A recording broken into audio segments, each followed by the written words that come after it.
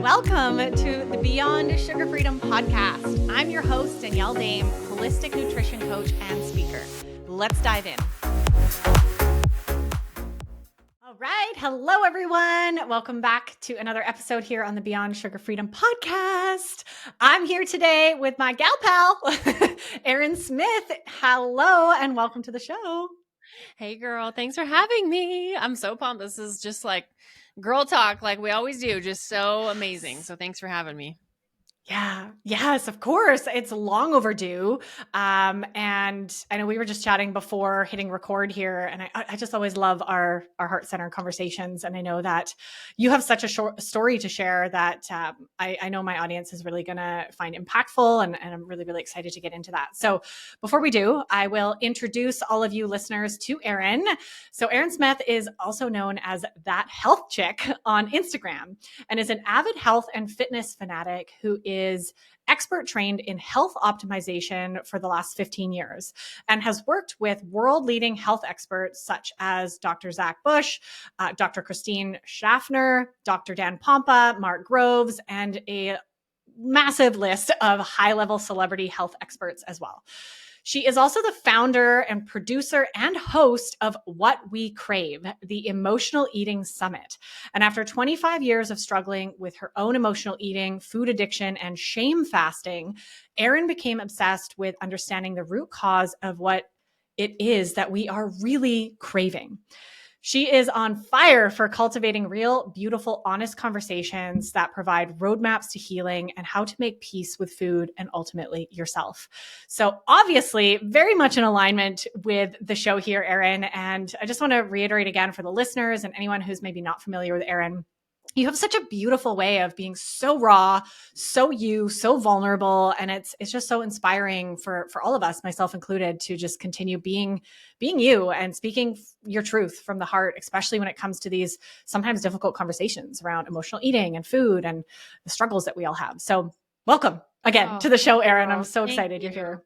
Thank you for that beautiful intro. And yeah, I know. Thank you. That means a lot because it does come from my soul, and I just want to help as many people as I can. And you just feel like you're just being you. And when people really can feel a difference that you really care because you've gone through hell and you just want to help as many people as you can, it makes a difference. You and I, we connected from the beginning that we were on this mission to help people. Oh, see, I'm getting chills right now.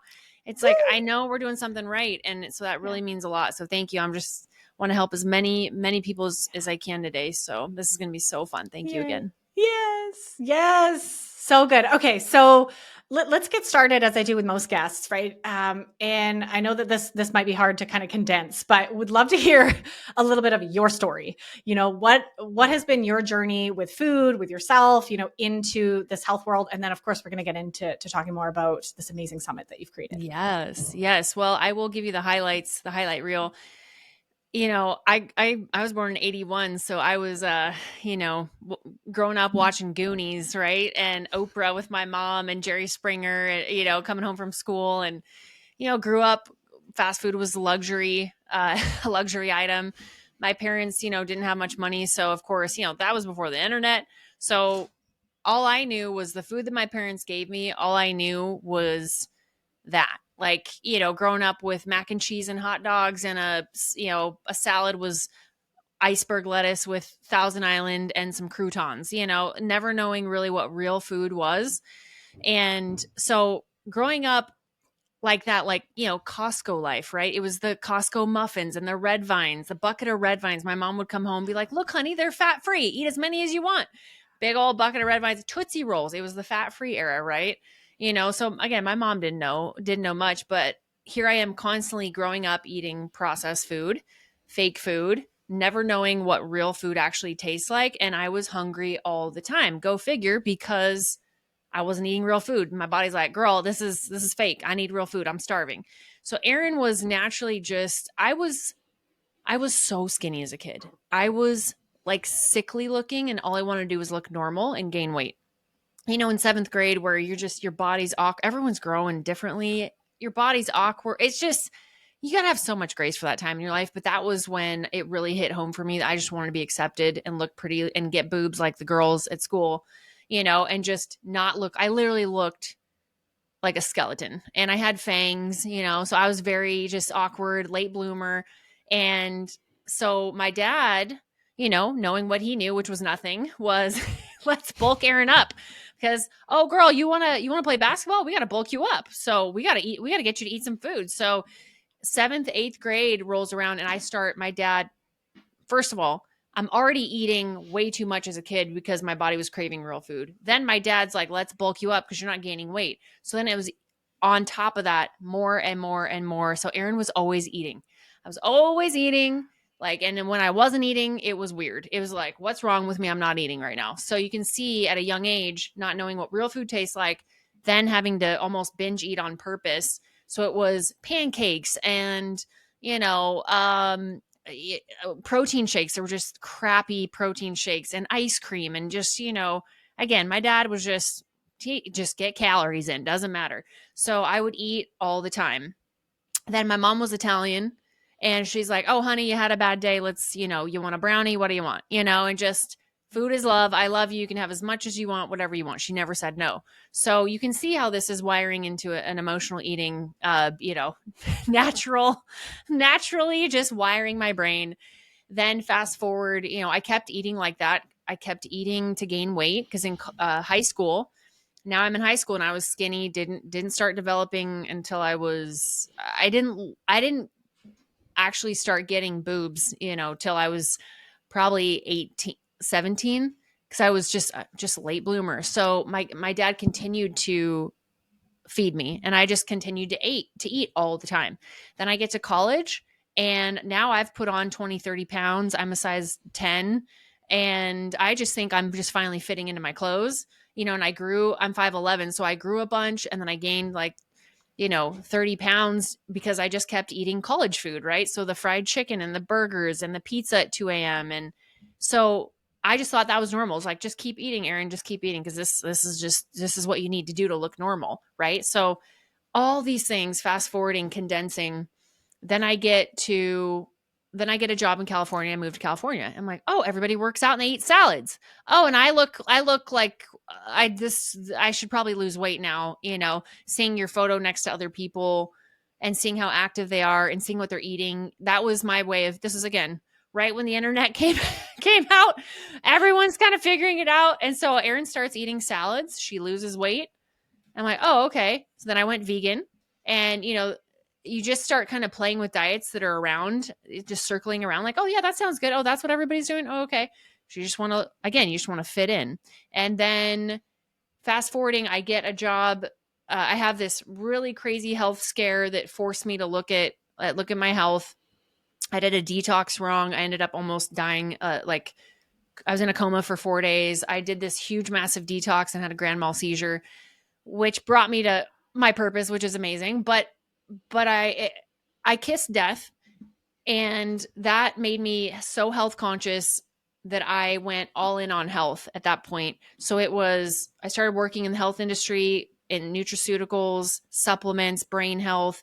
I really was so passionate about health after I had almost died that I went all in on that, not looking at anything else. Right. So fast forwarding, Errin tries being a vegan, tries this, tries that, tries all these things because it's healthy, never really understanding what real health is, what real nourishment is. It was just try this diet, try vegetarian, try raw vegan, try, whatever. And finally, just fast forwarding after years of working in the health space, by that point, I was so depleted from being vegan and not eating any fat, doing South Beach diet, whatever it was, being so depleted in fat. And then I was working 20 hours a day as a sales rep on straight commission, trying all these supplements. I was so passionate about it, but then I completely lost myself to where I was driving myself into the ground with adrenal fatigue. And it's okay because I'm working. I'm Miss Hustler, boss babe. It's okay.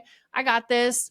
And I drove myself into the ground because I wasn't eating any fat, zero protein, high stress, doing 2 workouts a day because that was California life. So I completely depleted myself. Then I discovered keto, and keto turned all the lights back on. I was so deficient in fat. My body was like, girl, if you don't put some fat in me, I lost my period for a year. I mean, it was so bad. my first bulletproof coffee I drink it and I feel completely alive. Started my period because I started eating butter and steak and all these things that I was so deficient in. And because it was health food and because it was just so amazing and so good for you, I went all in on that too. So Errin never stopped eating. Do you like how I'm calling, calling myself? Third I never person. stopped eating. Yeah, that was my old self, Errin. I never stopped eating, but it was funny because I never stopped eating and I just kept using healthy foods as an excuse to numb out. I kept using healthy foods as an excuse to soothe all my stress, to soothe my disconnection from everything in my world. I was completely disconnected to like I was living out of I was living out of hotels. I was living out of airplanes, working that sales manager life, no touch, no nature. I was just completely isolated by myself. And that's when the binge eating started happening. So I started um, using keto as an excuse to numb out for all the stress that I was under. And it just, you should see all my before and afters of what I look like going through that whole phase of my life. But fast forwarding, I was in this hell. I was in an emotional eating hell because that was all I had to cope and soothe for my stress. And the relationship to myself was basically gone. So I got wired at a young age to turn to food for everything. And then that surfaced in my career. And I hit this rock bottom where I said to myself, I know everything about health. I know all these protocols. I know all the things. If you want to detox, fix your gut, repair this, fix that. But I have rock bottom myself somehow. And I literally look like a different person. I look like a zombie. I am puffy, stressed out. I look dead in my eyeballs. I had nothing in I was an empty shell. And that's when I said, I've got to figure this out. And I'm going to start filming interviews with all the doctors and all the health experts I know. I'm going to film interviews. I'm going to get to the bottom of this because I'm Miss Health Nut and I know everything. And yet I am literally turning to food for everything and shoveling it down. And I just black out and say F it. And so that's when What We Crave was born out of my own mess to figure out what was going on. And turns out it has nothing to do with food. It's so many things underneath it. And that's how we got here. Yeah. Wow. Wow. Thank you for sharing that. I don't think Yeah. I've heard your story that in depth either. So this is, yeah, really just incredible what you've been through. And I'm sure a lot of listeners can relate to even pieces of that story and their own like up and down roller coaster with food. And yeah, I mean, there's so many things that I'd want to touch on in there, but I think the Yeah. biggest piece is this, like, I want to pull out of what you just said is this understanding that, yes, it's not what we eat, it's why we're eating and what's really going on behind the scenes. Because ultimately, and I know I'm just even thinking of my own journey with food as you're talking, is like we can try on all these diets, right? Or all these like healthy ways of eating. They can still become an obsession. They can still become deficient in nutrients. That certain diet could still become, unhealthy in certain ways, right? And ultimately, like, yes, we need to make sure we're getting a good balance of like the right nutrients, including fat and protein and complex carbohydrates and all the vitamins, B12. I bet your body was like, yes, B12. Thank you for the steak.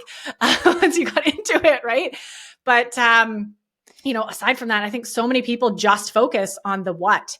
Right. And this is where my business has transitioned over the years as well. And like, I don't focus a lot on the what. I mean, yes, to some degree, blood sugar regulation, and we do need to understand what we're eating.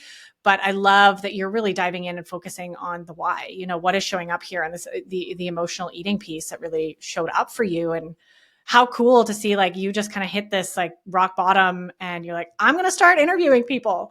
And that actually beautifully ties into the next thing that I'd love for you to share a little bit more about what we crave. What is it? What is what we crave? And if there's any other pieces there around really what fired you up to get that started and how it's sort of morphed over the years. I know we were just chatting about that before we hit record as well, but would love to share that with the audience. Yeah. It's, I just knew 2019 at my rock bottom with the photos of just where I was in zombie mode. And I started reaching out to all my friends in this space, like, hey, will you do an interview with me? I'm doing it at this summit. I'm really trying to figure out what's underneath emotional eating, and I would love to get your thoughts on it. And pretty soon, 50 interviews later, experts, real life stories, I just started to become this magnet for this hub of information of what is going on when we have that blackout moment. What is going on with us, and why do we do it? Because we know better and we're still doing it. And for me, it was the more I interviewed people, the more I started to unravel this deep sort of knot of just stuff that started to unravel, and all these things started to open up to get me to see that it's not about the food. There's something going on inside of me that I am disconnected from, and we can get into all the details, but there's something inside of me that I've completely disconnected from. I'm not even in my body. And when you actually just figure out what it actually is you're really craving, emotional eating naturally just dissipates. It's actually way simpler than we think, but there's a lot of things underneath. I mean, 50 interviews, right? There's a lot of things underneath emotional eating that have nothing to do with food. Even though, yes, you want to eat whole, nourishing foods. That's all I preach, is just eat real food. But there's a reason why we're reaching for the food. There's a reason why we're numbing out. There's a reason why we're just going for the cheap dopamine. And once you figure out what that is, it's like, oh, there we go. I know. Okay, awesome. And you can, once you just, I knew once I educated myself, I could just, my brain would naturally go, oh, we got this. We know we know why this is happening. So fill in the blank. This happens. Awesome. I know what I need to do. I'm going to go outside and take a walk. Or, oh, I feel like I want to reach for this plate of brownies. I know exactly what I need to do. I'm going to go do this. So it's really just a roadmap. It's a roadmap for anyone that's struggling with binge eating, food addiction, cravings, soothing with food in any way, disordered eating. It's just a roadmap on, here's all the tools, here's all the things that it could be. You grab which one resonates with you, because there's some that hit my soul like a ton of bricks, which I can get to. But once you know what it is, it's so much easier to heal that versus just being like, oh, I just need to try this diet. Oh, I just need to go vegan for a week, or I need to just do this. No, it is not about that. You have to get to the root cause. And that's what We Crave is all about. And because once you get to the root cause and you make peace in here, emotional eating, it's the quest to find peace is what it is. That's all it is. That's all we're doing. And once you figure that out, it's so easy to get out of it. But I struggled for 20 years because all I was looking at was the diet. I wasn't looking at why I was reaching for the food. I was just like, let me just try this. Let me distract myself. Oh, let me do that. Just too much distraction. And I finally got quiet enough to figure out what was actually going on with me. And that's why I say it's so much deeper than food. You're craving something else. Yeah. Yeah. I love that last piece that you just said. You finally got quiet enough to listen to what was going on inside. I think that's a massive part of what I encourage everyone here on the podcast, right? To get out of get out of our brains and get into our hearts and get into our bodies. And I want to highlight something that's really cool about this summit as well. Well, first of all, like I'm in the summit, which is so amazing. I loved having that interview and sharing, my points of view and sharing where I come from and what I've learned around trauma and nervous system and the sugar addiction lens. And major part of, like, I talk a lot about the root causes of sugar addiction. A massive part of that is emotional eating. And that's usually like 90% of the women I work with. Like this is a big problem for a lot of us. But one of the cool things that I just wanted to highlight before I forget about your summit is that people can join whenever. I know so many summits that are very specific, right? Like, and if you miss the week, I can't tell you how many summits I've wanted to sign up for, but I'm busy that week. Right. And I'm like, crap, I missed it. So I really love that this is something people can sign up for whenever. And of course, I'm going to have a link below in the show notes for all of you who are listening to this to come and get access to all of these amazing interviews. That would another thing that you said. It's free to watch. You can watch it anytime. It's on demand. Yeah. So there's no dates. It's just on demand. Yeah. Thanks for mentioning. Yeah. And you were in it, which was amazing. And oh man, we had such a great interview. Yeah. So keep going. Yeah. It was so good. No, I just wanted to pick out one other thing that I think was really powerful in like obviously What We Crave and the whole summit and all the interviews, is, and you just mentioned this, like uncovering the why was really important, right? When you start to understand why am I emotional eating? Why am I numbing out? Why am I reaching for sugar or X food? The how and solution sort of unfold. I always think about a big fan of Gabor Mate, and he talks a lot about like even just addiction in general. Until you uncover why you're addicted, or you're in a binge eating pattern, or you're in this emotional eating pattern, you'll never find a way out. And I think so many people are looking for those band-aid approaches, forgetting to actually dig into why. And they're just assuming, well, it's just because I need to change the way I'm eating, right? I need to go from vegan to carnivore, or like that's the problem, right? And they're not actually understanding the depth of root cause, like you've said, we've both said. And I just wanted to pull that out because I feel like that's such a powerful and important message of how we need to redirect where we're looking for solutions, and actually understand that the solution is in the why, is in like, why is this pattern showing up for me? Why at the root am I actually doing this? Not the surface level why, because it tastes good. That's not why. That's not why, right? Why. There's more below it. So, I'd love to hear, I mean, you've talked to so many experts. And, you know, I'm selfishly really curious to hear, I mean, obviously I have my own opinions, my own beliefs, my own trainings from this lens of my own journey with emotional eating, but I would love to hear from you, you know, out of these 50 plus interviews that you've done, what have you heard, any themes around like the top root causes of emotional eating? Like, what are the root causes? Why are we emotional eating? Or has all 50 speakers said completely different things? Like, I'm really curious to hear, like, yeah, you know, there's definitely an umbrella of the top sort of 15 things that are going on, but it can range from physical to emotional to mental to spiritual. Yeah. And so I'm just going to go through sort of the top 10 that were the most prominent, that I think are the fastest way if you want to get out of emotional eating. This is sort of like the highlight, but there's way more in a way deeper scope. But especially with what I was going through, this is also what I was noticing was the biggest game changers. So when it comes to emotional eating, if you are not getting good, deep sleep, you will be an emotional eating wreck for the rest of your life. That's number one. Mm-hmm. When you don't sleep, if you get broken sleep or not deep sleep, your hunger hormones, ghrelin, leptin, they go whack, and you will, at least I was a bottomless pit. I wasn't sleeping. I had broken sleep due to my travel schedule, due to my work schedule, stress. I had leaky gut. My adrenals were shot. I was a zombie wreck. And so nothing was working. So I would wake up at 2 a.m. and I'd be like, well, I'm wide awake, so I might as well have coffee with a bunch of, you know, huge thing of like dairy, super thick condensed dairy products, which totally jacked up my gut. And then it would create a cortisol spike. And because I was already tired, I would just start eating food at like 2, 3 a.m. So all my calories were down the hatch by 6 a.m. And then I would just continue to eat all day because I was so tired and so miserable in my job. And when I finally started getting sleep, I left California. This is after my rock bottom. I want to get my life back. I moved out of California, moved to Coeur d'Alene, Idaho, where there's mountains and peace and way less people. And I remember my friend Barton Scott with Upgraded Magnesium. He's like, will you just try this? Because I think you're going to love this. And I know you're really picky with supplements. You're like the supplement guru. Just try my sleep product. It's the most amazing magnesium you'll ever try. And I'm like, sure, whatever, we'll see. And I tried it and I got the best sleep of my life.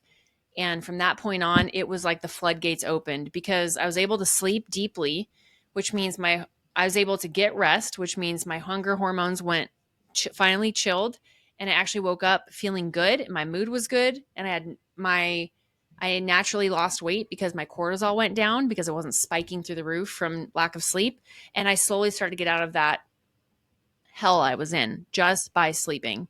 So you think you're sleeping until you actually take a really good magnesium, and then you get sleep and it will change your life. So that was number one out of the gate. I always have to hype that because it changed my life. And I don't get paid to say that. I literally just have to hype Upgraded Formulas magnesium. Okay. Second one is your gut.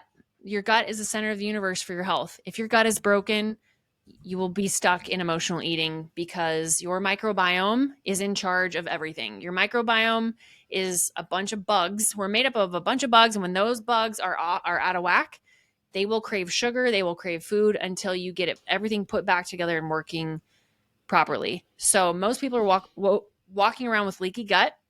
I interviewed Dr. Zach Bush. Stress, antibiotics, glyphosate, alcohol, sugar will and trauma, all of it just pokes holes in your gut. Your gut lining is literally a half the width of a human hair thick.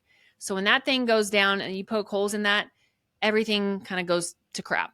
And when I was under so much stress, I looked like I was like 9 months pregnant, and it was all leaky gut. So my gut was busted open. Then I was eating dairy. Then I would also binge on keto snacks that had a bunch of erythritol. And the erythritol, the fake sugars, xylitol, erythritol, everyone says, oh, it's healthy. It's a sugar alternative. It completely destroyed my gut to where I was bloated, and then it made me crave more sugar. So the gut and those fake sugars, when you get rid of those and you just swap, you start repairing the gut, and then you get rid of the sugar, the fake sugars, it will change your life. Ion Gut Health is Dr. Zach Bush's product that seals up all the leaks in the gut and puts that thing back together and gets it working again. It's clinically proven and all natural. So I always hype that. That's my biggest game changer. You get the gut working again, you get your life back. The next one was, this is going to sound really ridiculously simple, but hydration, salt, right? I was severely dehydrated because I was nuking myself with saunas and coffee. I was so dehydrated. When you're dehydrated, you will constantly be reaching for food. So if you can add some salt, like Redmond salt, Element, there's some really solid brands out there. Again, I don't get paid to say this. When I started just taking salt, like in like a little electrolyte pack, and I stopped craving food, I was like, oh my God. Does everyone know? Like we're talking salt, pink Himalayan sea salt, not table salt, MSG from restaurants. We're talking earth salt, the healthy stuff. That will change your life. Because I would go to these spin classes, right? And I would do an hour spin class, too much cardio, and I would go home and eat probably a week's worth of groceries in one sitting, because my body was craving was salt. Just give me some salt. I'm so dehydrated. And so once I added that in, I noticed, oh my God, I don't have to eat like 17 servings of food. I'm totally nourished. So hydration is huge. That which leads me into the next one, which is the way I was living my life. It's called rushing women's syndrome. So yes. I interviewed Trisha Nelson. She said, you don't have an eating problem, you have a living problem. When you are rushing all the time, when you're not slowing down, you're going too fast, you will binge eat, because your body is trying to tell you, slow the F down, because I cannot tolerate this speed. And it's basically a response that we're completely disconnected from our bodies, from peace, from ourselves, from life, from nature. If you are going a million miles an hour, your body it'll show up in the way you're living your life. You'll be reaching for food because it's looking to connect. It's looking to slow down. It's looking to get a dopamine hit because you're like this. So it's trying to calm you down. So you'll be reaching for food. So once I figured that out and got things to slow down, I noticed that when I just honored a slower pace, it was just a natural side effect that the emotional eating started to calm down on top of adding in all the things I just talked about. But, when you're living out of your car, planes, hotels, you're not getting any hugs, not getting any sex, not getting any type of nourishment from your soul, spirit, and you're just running around like a chicken with your head cut off, you will notice you'll come home and you'll just binge eat. You'll just eat because your body is craving you. You're craving a connection to yourself, and to just slow your ass down and to feel something and to cope and to just soothe, because your soul is screaming at you for some love. Okay. Can I pause you, Errin? Yeah, because I really want to comment on that one. Yeah. Like I really resonate with that. That was a big part of my journey as well, of this like type A personality and the like trying to find my worth through how much I got done in a day, and like the going. I often talk about like the busy being busy is the new stupid. That was actually something that my mentor said, and I absolutely loved that. It's been a big part of my journey as well, is learning to slow down. I want to offer as well that what's happening there is our nervous system is constantly activated, right? So we're constantly releasing cortisol. There's a lot of like hormonal pieces as well as the mental, emotional pieces of like having like this void. That's how I often described it, or my clients, like this void in our chest, like this lack of love for ourselves to actually not even know who we are and to not even know that we're worthy of slowing down and taking rest, especially throughout our cycle every month as women, right? Actually learning how to rest when we're supposed to rest. Anyway, so lots of pieces there. I just really wanted to like cheer that one on. That's a deep dive in itself. And nervous system regulation was one of my things, one of my top 10. So I'll just piggyback off that. Nervous system regulation is when you finally understand how powerful that is and you can regulate it through breath work, as Danny is now doing. It's when you actually start breathing. I was not breathing for my entire career from probably 30 to 40. Well, 28 to 38, I was not breathing. I remember some of my practitioners, I'd go in and I was selling them all my supplements and they're like, girl, you're not breathing. And you got like sweat dripping down the side of your head. Girl, you need to slow down. You need to breathe. I'm like, what are you talking about? I'm fine. Just like, oh, I got it. Let me do it. And granted, I was on straight commission. So I was in fight or flight and in scarcity mode, but I was not breathing. And when you actually learn how to breathe correctly, oh my gosh, you know how much stuff you can heal just from breath work alone. I mean, that's another podcast, right? Because it regulates your nervous system. So I interviewed Josh Trent, who talks about it in our interview, but man, I'm even catching myself right now. When you finally learn how to breathe, it's a gateway. It's all of these things have a 10x effect if you just actually focus on them. And I know it's one thing at a time. Like this was 20 years of my life that I had to learn, but man, just a simple thing like breathing, it will change your life. Right. Yeah. And I'll add the caveat there, like breathing into your diaphragm. This is something we don't do. And I've just learned as I've been doing breathwork facilitation training is how often we breathe into our chest. Shallow breaths into our chest, which is actually an activating space to breathe. But when we breathe into our diaphragm and our stomach, we actually get nourishing breaths in a really different way. And we don't do that because as women, we're like, suck it in. Keep the tummy small, right? Yep. Yeah. So relearning how to breathe. I love that. Oh yeah. I mean, I was walking around in like I was in the nutraceutical space. So I was dressed up, in a black suit with like a tight tank top and I had a tight jacket. So I had to suck it in. So I wasn't breathing. Yeah. And I was just like, hey, how are you? Like this. And just, I mean, God, like no wonder people are like, girl, you got to breathe. No wonder I was shoveling food in, Oh my gosh. And then you pose for pictures, suck it in. You're walking around, suck it in. Like, it's like nobody is breathing. The next one is I noticed with boundaries. I would say that's the next one. Boundaries. I know people with emotional eating have usually a lack of boundaries because they're people pleasers or they learned some codependency. They learned to not stand up for themselves, to not speak their truth. That was me. It's a long history of stuff with my dad and being in fear all the time of my dad for a lot of reasons. But I learned early to people please and to not have any boundaries and get male approval because, again, looking for my father's love through male approval as a young kid and being perfect. And so that over the years when I would get these big, heavy sales manager careers, I would always have some type of boundary pushing, testing, narcissistic boss. I started attracting these bosses that would push my boundaries on purpose so that I would finally stand up for myself. And I never did. So I remember going, oh, you want me to stay up till 4 a.m. at this last minute project that you just slapped on it's like the 4th of July and this project's due tomorrow. I got to stay up till 4 a.m. Okay, I'll do it. Cause I don't have any kids and I don't have a husband, so I'll do it because I want my gold star. So yes, no problem. I can get that done. Absolutely. Yeah. And that was how I would respond to things like, sure, I'm this badass. I can handle it. And I would work till, a couple times it was definitely an all-nighter, 4 a.m., but it was mostly 1, 2 a.m. And then I'd get up and go to the gym early, mess up my sleep and do cardio and, these endless cycles of binge eating. But if I would have just said, you know what, I can't get to that. This is last minute. I have 10 other things on my plate. I can get to it next week. I would have saved myself so much pain and pain. But of course, that's what led me to What We Crave. So it's fine. But it was really just boundaries come from self-worth. And that's always at the root of so much of this is I am worth my health. I'm worth my life. I'm worth my sanity. I'm worth peace.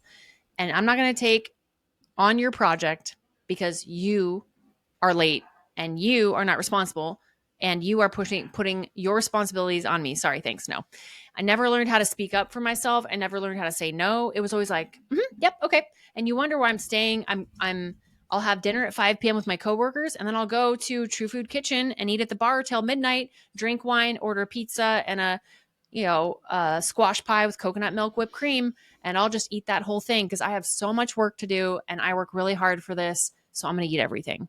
Right. And it was just all boundaries, all boundaries. So yeah. Do you want to extend on that one? Yeah. I mean, that's a whole nother podcast. Right. Right. Yeah. Yeah. So good. Let's see. There's a few more. So the next one was protein. I know this is going to sound these are all things that are so very simple. Protein. I was doing more of the ketogenic approach because that's when it was in style. And the person I worked for was promoting keto. So it was, you got to be eating keto. And if you don't, something's wrong with you. Like you got to be in with this like cult kind of vibe. And I was eating way too much fat and not enough protein. And when I just changed to upping my protein with grass-fed beef or just real food, whole food protein, not protein shakes, not protein bars, not protein ball cookies, not anything that, I would eat a protein cookie. I would eat everything that was processed that had protein in it, and I was never nourished or satisfied. I would always want to eat. And the second I learned more about the carnivore approach, where it's just, you just add in maybe a grass-fed burger for breakfast versus breakfast and lunch. Have some, just integrating more animal-based protein. Again, it doesn't work for everybody, but that changed my life. I stopped thinking about food. I finally felt nourished. And because it was whole food, more protein, more fat, not like binge. I used to binge eat on keto products. I'm talking whole food and adding more protein. When I just went from less fat, more protein, as in just getting fat from protein, like salmon, grass-fed beef, olives, what else? Drizzling olive oil on a beautiful like plate of roasted vegetables and some sweet potato, and then having an amazing grass-fed burger with it. Whatever it was, but just focusing more on protein. I could not believe how nourished I felt. I was like, you've got to be joking me. Is it this easy? Let's see. I listened to an audiobook by Gabrielle Lyon called Forever Strong. And she talks about women are so protein deficient because like, well, I'm just going to have a thing of yogurt with some granola and like a 200 calorie yogurt for breakfast and 10 grams of protein, sugar and high in fat high in sugar and a little bit of fat, but there's lacking protein. And then I'm just going to have a salad for lunch. It's just going to be a little bit of it's going to be like a Caesar salad with some croutons and a little bit of chicken.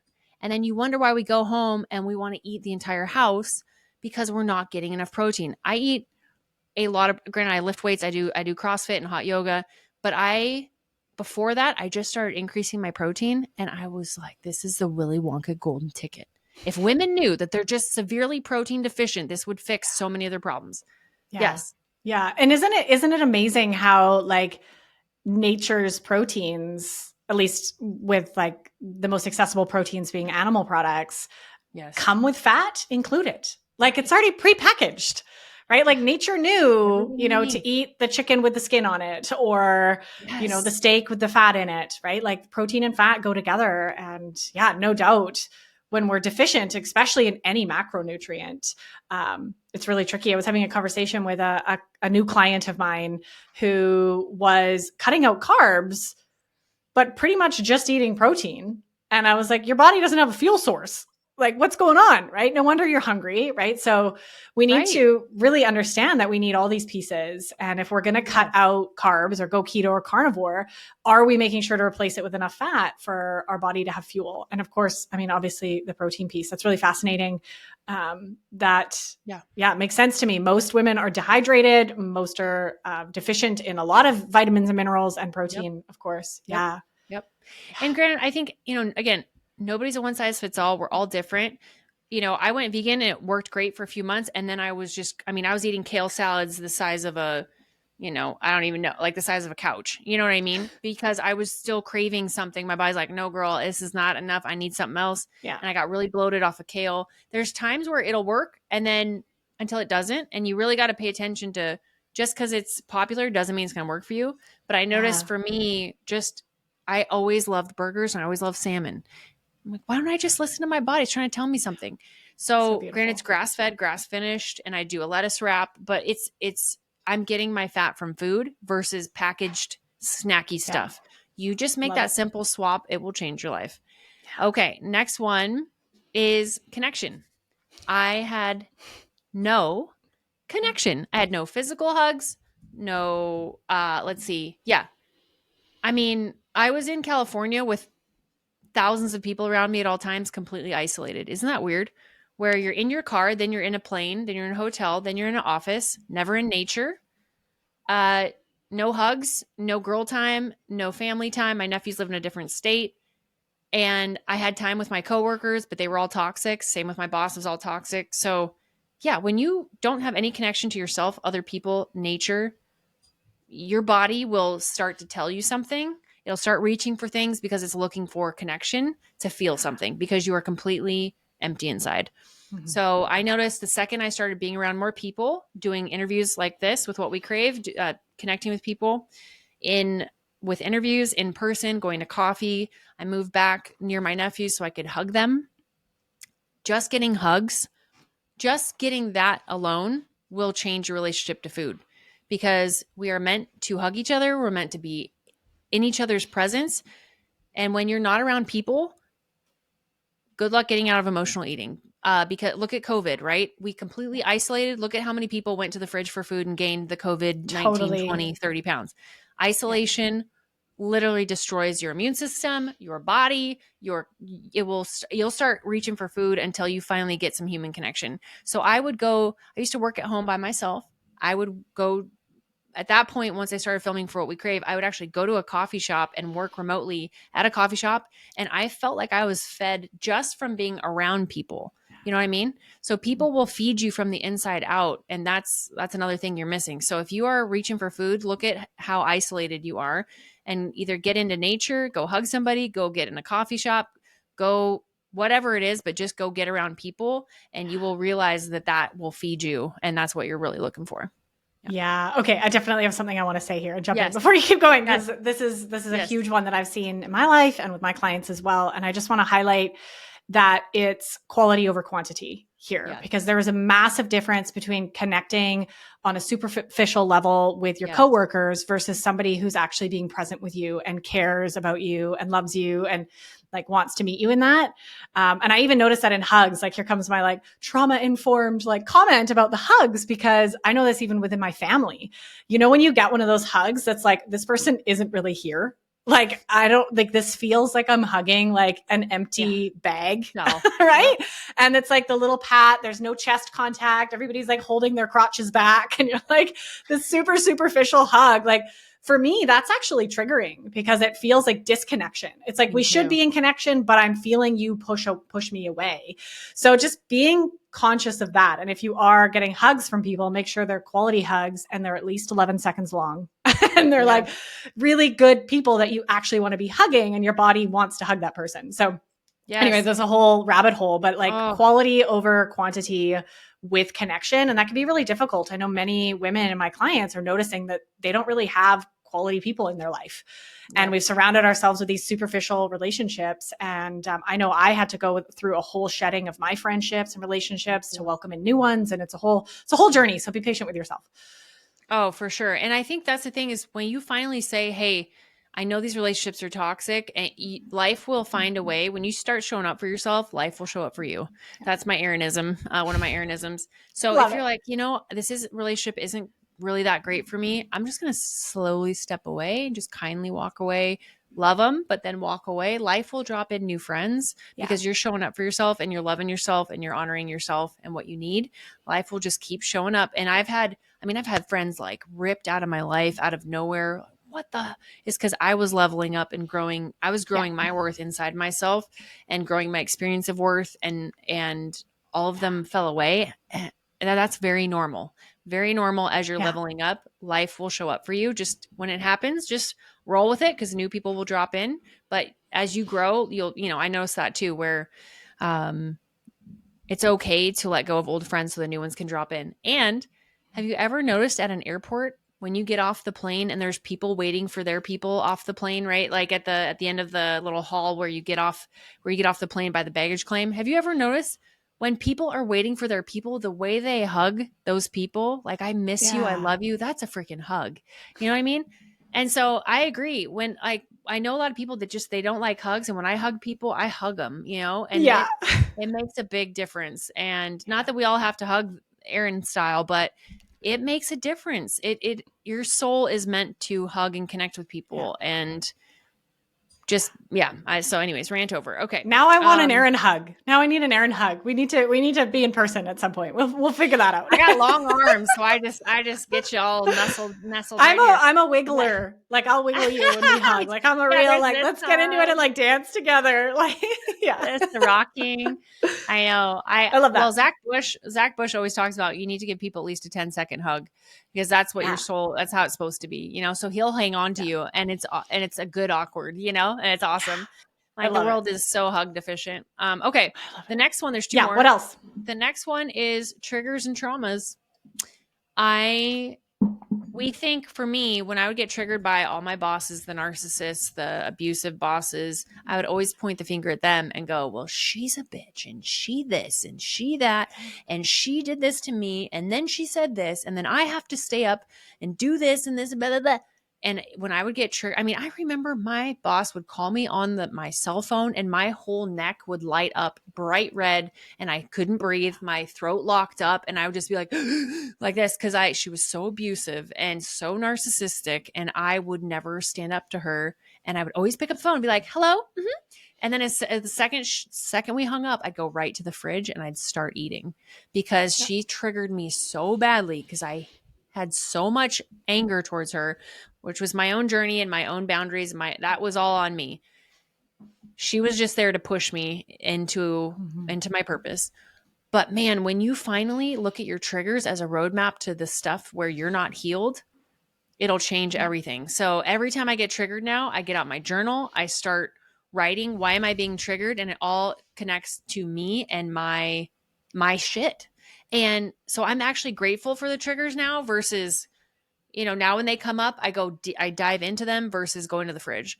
And I interviewed Catherine Dixon, who does the work of Byron Katie, and that's all she does. It's called the work. And that's all you do is why did they trigger you? And what does this say about where you're not healed? And when you finally dismantle it, it will change your life. So triggers, I say you got to go to the trigger gym and you got to work that shit out. So the triggers are for you. Like how many of us might go to the physical gym, but are we going to the spiritual gym and the emotional gym? How many of us are emotionally fit and spiritually fit? We just push shit away and we'll stuff it and numb. And if we actually just looked inward and started digging into it, you know how much like that is emotional fitness. That's spiritual fitness. That's the work. All that stuff you're avoiding is exactly your roadmap to freedom on the other side. Yeah. 100%. And getting out of emotional eating. Yeah. Because it was like trigger, eat. And I got wired at a very young age, like stress, eat, happy, eat, bored, eat.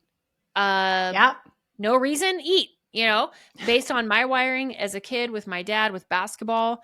And then it just became normal and wired. And that's when I interviewed Ashley DeLello, who we talk about that it's okay. Your brain just got wired to eat at a young age. You know, it's okay.